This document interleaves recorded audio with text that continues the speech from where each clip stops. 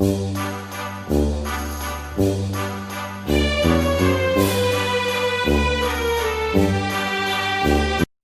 to my review of the classic 1984 film Nightmare on Elm Street, directed by Wes Craven. Now, let me just say, out of the big three, Michael, Freddy and Jason, I've always been a massive Halloween fan since I was a kid.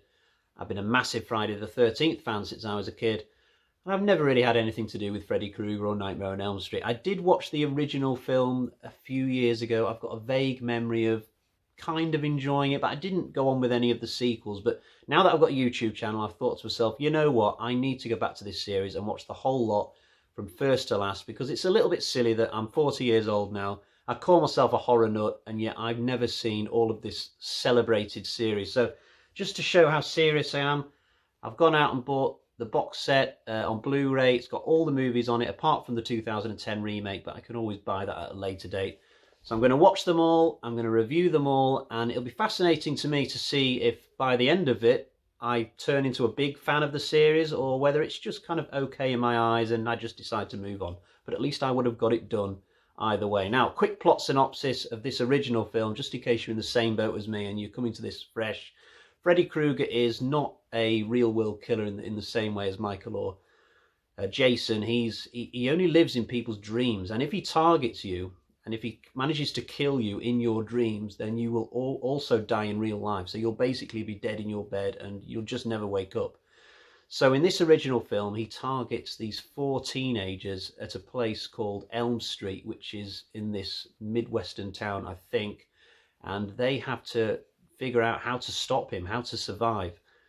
The story is my biggest positive, actually. I mean, there are other positives, but this is such a brilliantly original concept. I mean, the closest film I can think of that's even anywhere near this in terms of being a similar sort of idea is probably Insidious, but that's still way different. And if you think of all the horror films where characters are lost in the woods or jungle or in the middle of the ocean somewhere, and just imagine to yourselves what those characters think at the biggest moments of their distress. You know, they'll be wanting to be back in their own beds, wanting more than anything to be back home with their parents. In this film, the characters are in their own beds, they're with their parents, and yet they're still completely up shit creek because they can't tell their parents about what's going on because they won't be believed. They can't tell the police. They can try and not sleep for a couple of days, but I mean, that's not going to work indefinitely. Eventually, everybody has to sleep. So it feels like Freddy's got them completely over a barrel. It's a great horror setup, it really is.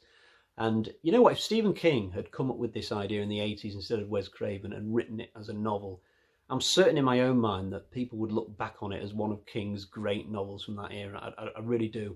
And it's got a great twist ending as well. It doesn't make any sense the first time you watch it. I went on the internet after watching the movie to try and find out what was going on with that, and it turns out the whole world has got a different interpretation of what the ending means. But I love stuff like this, you know, when you watch an ending and it just changes your interpretation of an entire movie. And with this, you don't know now what was real, what was a dream. I watched the commentary track afterwards, and even Wes Craven's not fully sure about what the ending means. So I do have 2 theories of my own, and I'll share them at the end of the video. It took me a while to come up with those, by the way. So I mean, I'm sure they're theories that people have already thought of, but we'll finish the review first, and let's talk a little bit now about Freddy Krueger himself, the horror icon, the man who is. Obviously, I've seen him in pictures and in clips long before I saw any of the movies, but the design of the guy is just so brilliant. I mean, the red and green sweater, I can't think of 2 colours that would work as good as those. The knives for fingers, it's good that we get to see those getting made at the start of the film. It just works for me. The fedora and his burnt face as well. I mean, it's explained by Nancy's mother that a load of parents gathered together and killed this guy by baking him alive in this boiler room. And so obviously these are burn scars, but they just look terrific. It's just the most amazing makeup job. And the boiler room itself crops up throughout a lot of the dream world sequences.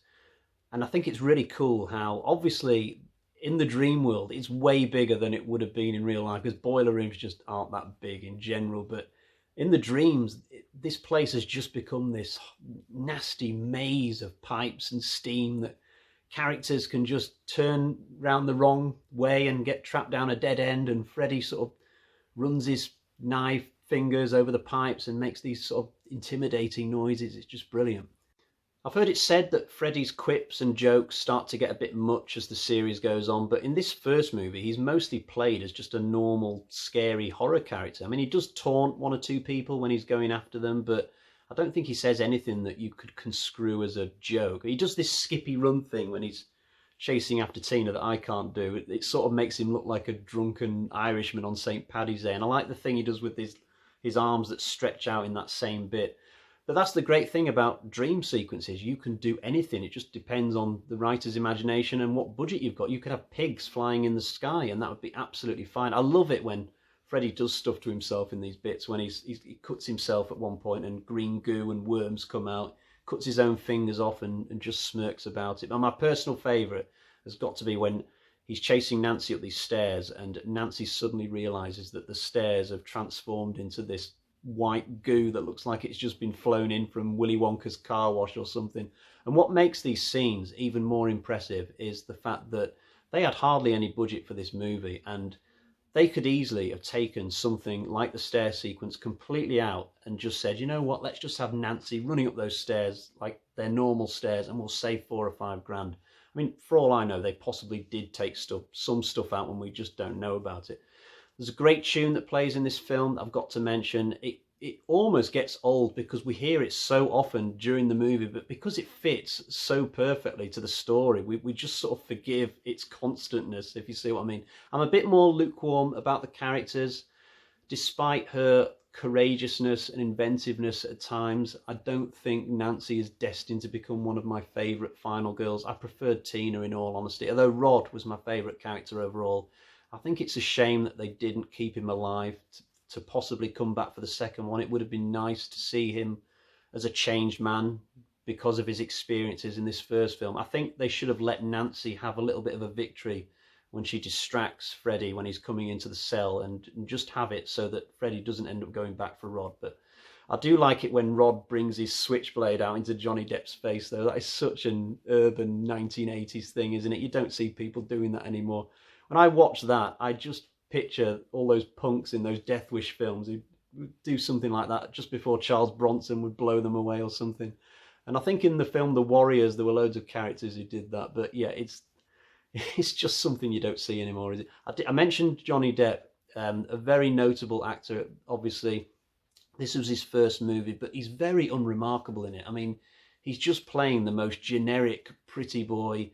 He doesn't showcase his talents at all. It's not his fault, he's just playing the role as it is. But I mean, you would never have guessed watching this that he would go on to do all those amazing films like Donnie Brasco and his turn in Pirates of the Caribbean and all that stuff. He's just a completely normal, mediocre actor in this film, but I guess it was his first role, so fair enough. The only bad thing about the movie, I would say, would be all that Home Alone stuff that Nancy gets up to towards the end. It just feels a bit silly, and where did she even get all that stuff from in double quick time anyway? And how would she be so good at it, given she's just been reading that little pocketbook thing for about a day? Now, I'm not really buying that. Although if you interpret the ending in a certain way, maybe all the Home Alone stuff didn't actually happen, in which case that criticism would become invalid. That neatly brings me actually to my two theories I promised you earlier.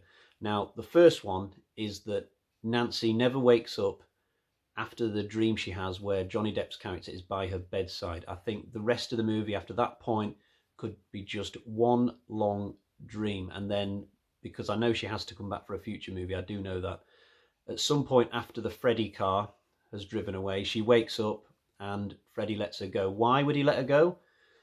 I think he's just toyed with her a bit in the final part of this film, and a bit like a cat with a mouse. I mean, he had 3 easy-ish kills earlier on in the film. I think when it comes to Nancy, he just sort of admires how spunky she is and just decides to mess with her a bit and then let her go. It wouldn't make him any less evil or scary. John Jarratt let somebody off at the end of Wolf Creek 2. That didn't make him less scary. So that's what I think could have happened. Doesn't mean that Johnny Depp's off the hook. I think that death still happens. I think Nancy's just tuned into it in her dreams somehow.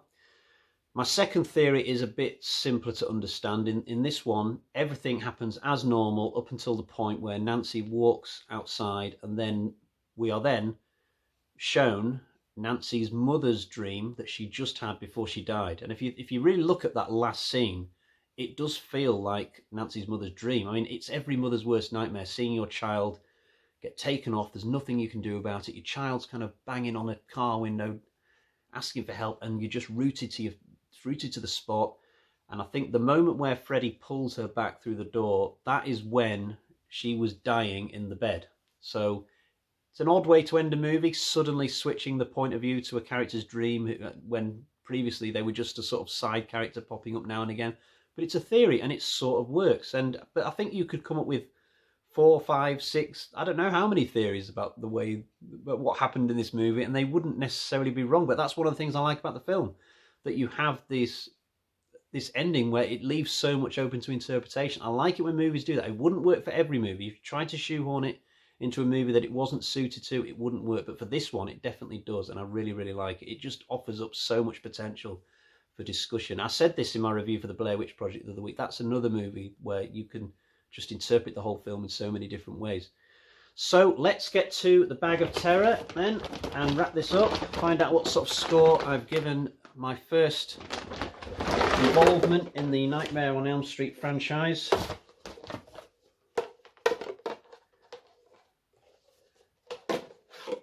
Four bloody axes out of 5, an excellent score. I'm not quite in the 4.5, 5 camp that I imagine a lot of fans are. I do know that a lot of people consider this a masterpiece. It is considered by many to be one of the greatest horror films of all time. I'm almost in that camp. I do think it's a brilliant film. It just stops slightly short for me. Maybe the Home Alone part drags it down a little bit. Sometimes it feels a little bit dated. Some of the character interactions feel cheesy-ish sometimes, but for the most part, I really, really enjoyed it. I'm looking forward to moving on to part 2, although I am sort of uneasy with the idea that things are going to go downhill very quickly, but we'll see. That's for another day.